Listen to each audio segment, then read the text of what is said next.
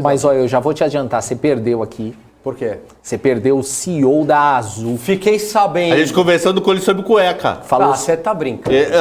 Isso é só BMC. Vê lá se naquela outra televisão que não pode cabelinho pra frente pode falar sobre cueca.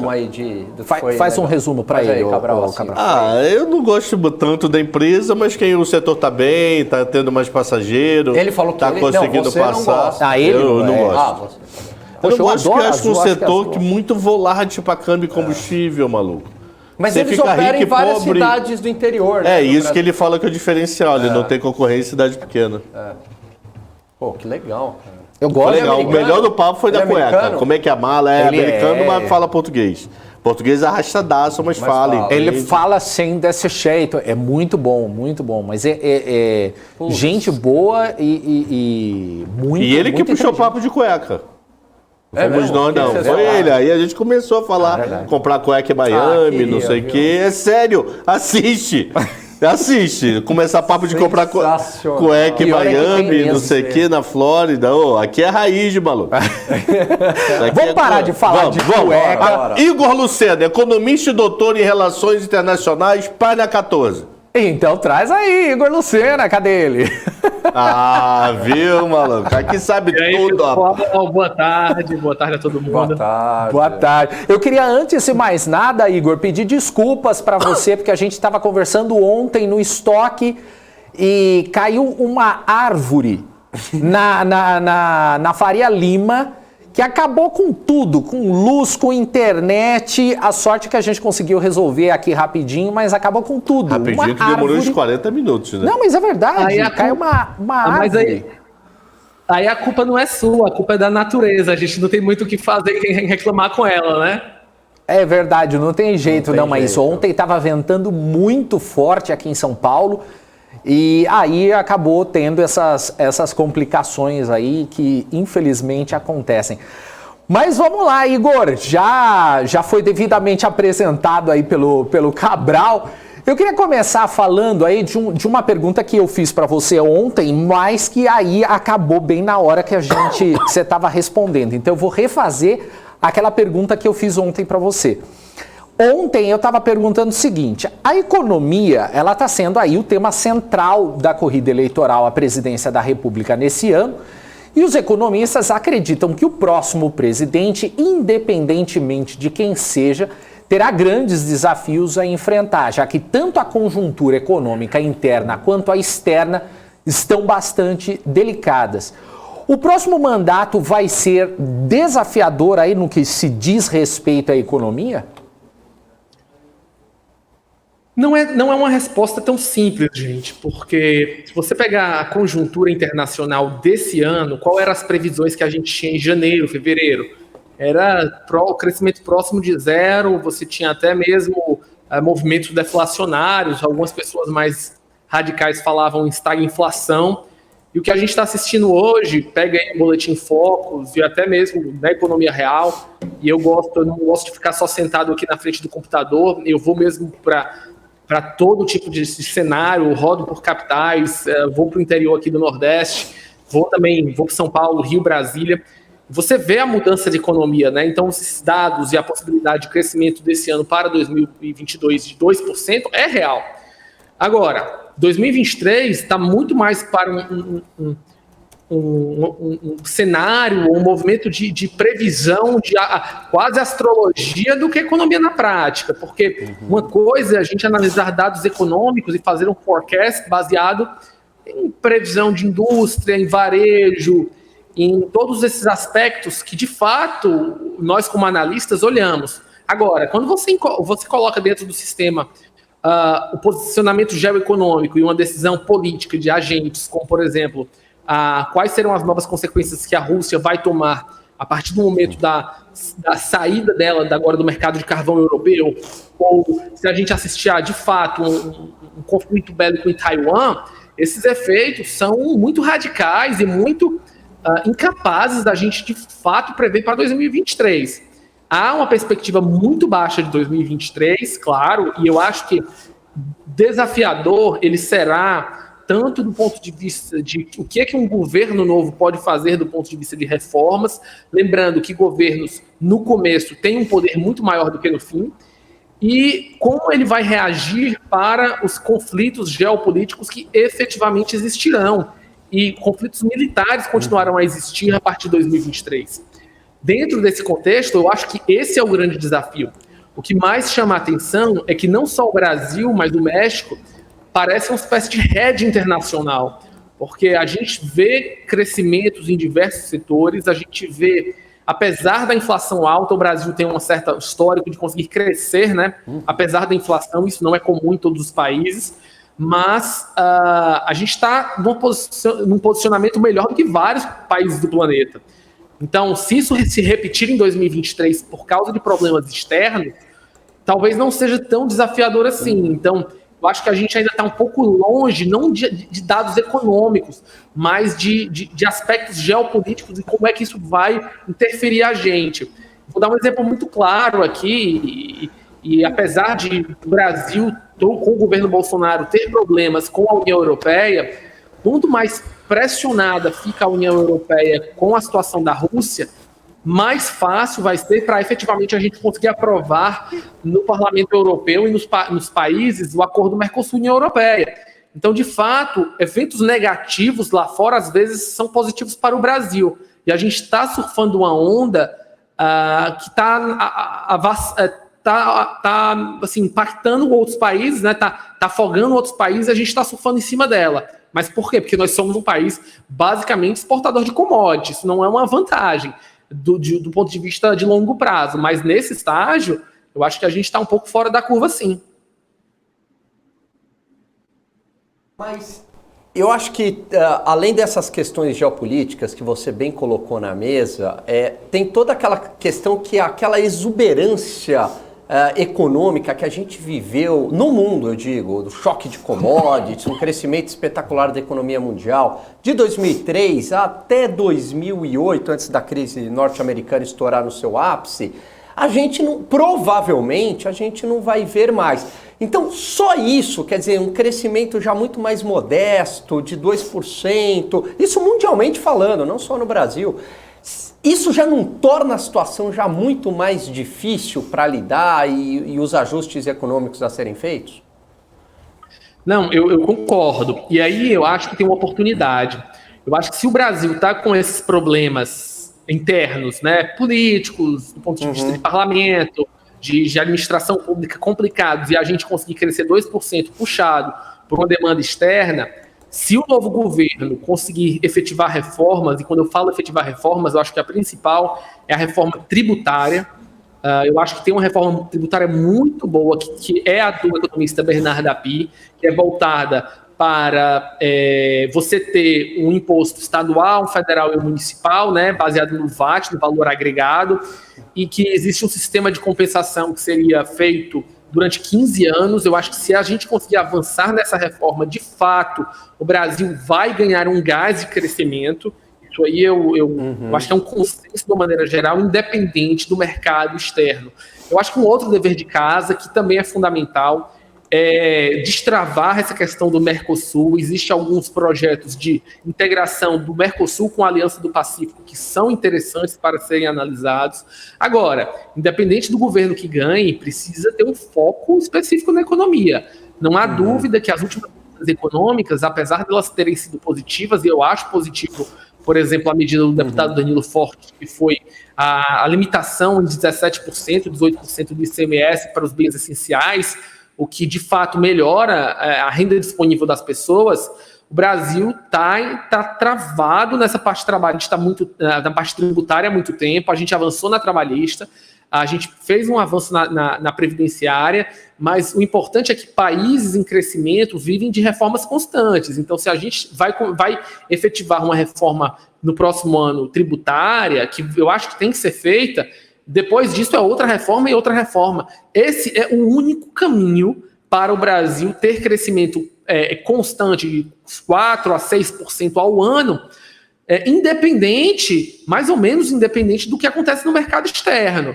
Se a gente não fizer isso, se o governo não focar nesse tipo de reformas, a a gente vai viver crescendo entre 0% e 2%, sendo 2% uma marca alta, né? Assim, o teto 2% e o piso menos meio. Então a gente tem que sair um pouco dessa armadilha média e começar a olhar para o outro lado. E apesar da gente estar vendo o maior número de investidores na Bolsa de Valores, principalmente pessoas físicas, o que vai acontecer com o longo prazo são esses investidores começarem a focar em BDRs, em ações americanas, e tirarem dinheiro da nossa bolsa e mandarem para fora, porque é um movimento natural de quem começa no mercado financeiro, diversificar, e cada vez mais fácil a diversificação, as empresas brasileiras vão ter mais problemas, porque o nosso risco país, o nosso crescimento está atrelado fundamentalmente às bases econômicas do que a gente vive, né? Então, eu não estou falando aqui com Lula e Bolsonaro de esquerda e de direita, gente. Eu estou falando... Entendi, tá claro. Uma pauta econômica que parou, né? A gente teve alguns fatores positivos. Eu acho que esse aumento do Auxílio Brasil para R$600, com essa diminuição da razão dívida PIB, é factível que isso possa ser mantido no próximo governo, fazendo algumas reformas e retirando alguns subsídios ineficientes. Agora, eu acho que a gente tem que começar realmente a pensar no que era no começo do governo Bolsonaro, reformas, e isso ser implementado, seja se a gente estiver vendo o governo Lula, seja a gente veja o governo Bolsonaro, ou, sei lá, um governo Simone Tebet, mas as reformas são a base do crescimento sustentável do Brasil. Se isso não tiver, vai ser voo de galinha puxado para o cenário internacional pelos próximos 10 anos.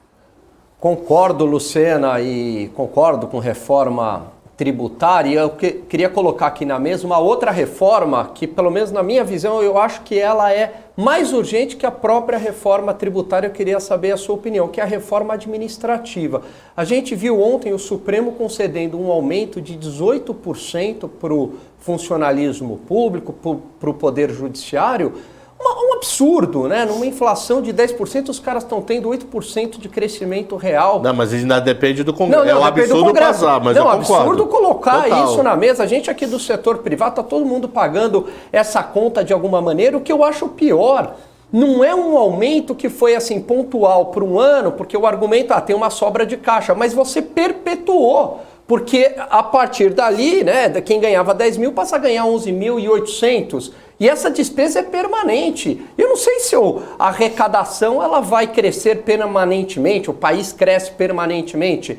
Isso condena, porque está tirando dinheiro do setor privado, que tem que bancar esses gastos, né, Lucena? Você não acha que, nesse sentido, a reforma administrativa ela é até mais prioritária que a reforma tributária? Porque para a gente poder ter uma simplificação ou redução de imposto no Brasil, eu preciso enxugar essa máquina pública extremamente ineficiente. Exatamente. São dois pontos que evidenciam a ineficiência do Estado brasileiro. A primeira é que todo o custo de, por exemplo, a Justiça do Trabalho, ele é maior do que os benefícios que são pagos aos trabalhadores que entram com processos. Então, na prática, pela economicidade, era melhor não ter Justiça do Trabalho e pagar todo mundo, ficava mais barato essa conta. E um outro ponto é a razão do PIB em relação ao uso do judiciário. O Brasil tem uma média de 1,4%, 1,6% do PIB para o sistema judiciário brasileiro, enquanto a gente pega a média da OCDE, é coisa de 0,3%, 0,4%. Então, mostra o quão absurdo é isso. Mas eu concordo com você, eu acho que a reforma administrativa é fundamental e dentro dela existe um ponto que eu acho que é mais radical, que é a indexação. Se a gente estivesse assistindo a um aumento do salário dos ministros do STF, basicamente os 11, né, sei lá, de 39, 36 para 48, ok, era ínfimo. Agora, o problema é que os ministros do STJ ganham 95% do salário do STF, os desembargadores estaduais ganham 90% do STJ e os juízes regionais também. Então, o primeiro ponto é que você tem que fazer uma reforma que desindexe, tem que dizer puramente como uma empresa, olha, o salário de funcionário A é X, B é Y, Z é D. E que quando você tenha um efeito desse de mudança, não haja um efeito cascata. O maior problema dentro do nosso sistema de remuneração do setor privado, do setor público, é que tudo é indexado. Quando sobe lá em cima, todo mundo ganha, e não pode ser assim. E o outro ponto fundamental é que você tem que ter carreiras de Estado para servidores imprescindíveis, ok, juízes, fiscais da Fazenda, mas qual é o sentido de você ter uma carreira de Estado para analista técnico, para, sei lá, escrevente? Isso aí tem que ser cargos que possam ser colocados e demitidos. Você tem que ter a possibilidade de que a estabilidade do servidor seja apenas para alguns cargos ultra essenciais, como, por exemplo, juízes. Mas você ter toda uma grande carreira de funcionários estaduais, municipais e federais com estabilidade para sempre, e basicamente seria impossível de ser demitido por exemplo, falta ou mau uso do serviço público, e que você não tenha, a cada, sei lá, 2, 3, 4 anos, um novo teste para saber se essas pessoas de fato podem estar no serviço público por produtividade. Eu acho que esse é o ponto. Se nós queremos uma sociedade produtiva, o setor público tem que passar pelas mesmas regras e provações do setor privado. Perfeito. Meu amigo, eu quero pegar um avião e ir lá para a Europa para tirar uma dúvida contigo. A última vez que nós conversamos aqui, sei lá, deve ter uns 2 meses, foi na eleição lá da França. Exato. Você acha que veio entre primeiro e segundo turno. Como é que tá a França? Tipo, o Congresso tá pro governo, tá contra? Como é que tá a parte política da França? Que econômica a gente vê os dados, mas eu só acompanho os números dos dados. Se você perguntar para mim se é Macron que tá lá, se é Bill Gates, se é Steve Jobs presidente, eu não sei se eu sei. Então, Steve Jobs não é. Vai que ele vai vir pro centro espírita, fala com a tia da minha esposa lá e recebe. Então, como é que tá lá o dia a dia da França, por favor? Na parte política. Bom, o presidente Macron, ele de fato continua no poder, né? Ele foi eleito como presidente. Agora, ele teve um grande problema para a formulação do seu gabinete, né? O fato dele não ter conseguido a maioria absoluta na Assembleia Nacional faz com que ele seja obrigado a negociar. Então, ele está negociando com outros partidos qualquer tipo de mudança ou projetos de leis que eles tenham colocado. Agora, ele está tendo uma certa vantagem. O que se esperava seria um movimento de bastante conflito para avançar os seus projetos, mas como a Europa está, de fato, com todos os olhos voltados para Vladimir Putin, para a crise energética, para o problema na Ucrânia, de uma certa maneira isso gera um movimento de unidade nacional, né? Então ele está sendo meio que tendo uma vantagem do ponto de vista político, porque esses apoios, esse objeto para a defesa da França e para a defesa da Europa, ele está conseguindo concentrar mesmo com partidos de oposição. Agora, quando essa crise passar, de fato vai passar, eu acho que vai ser um governo bastante tumultuado. A França, a gente sabe que essa parte de direitos sociais, eles são bastante aguerridos nisso, a gente vê nas ruas, e obviamente a inflação está muito alta, eles vão começar a ter alguns tipos de revolta. Na França, isso não foi colocado ainda, mas na Inglaterra já vai ser programado o desligamento de gás em indústrias e em parte de bairros residenciais.